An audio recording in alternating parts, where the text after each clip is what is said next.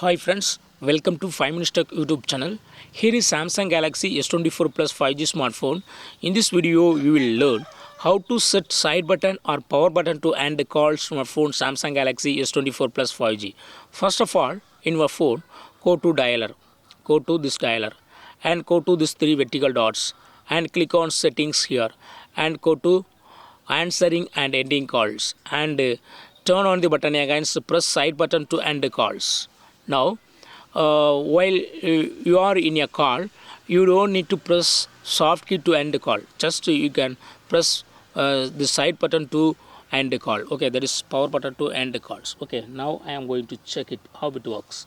Now I make a call from another number and I attend the call and the call is in progress. So usually you will use this soft key to end call. Okay, if you touch this button, it will be ended. Okay, but instead of touching the soft key, you can now use this side key, that is power key, to end the call. Just one press it and call will be ended.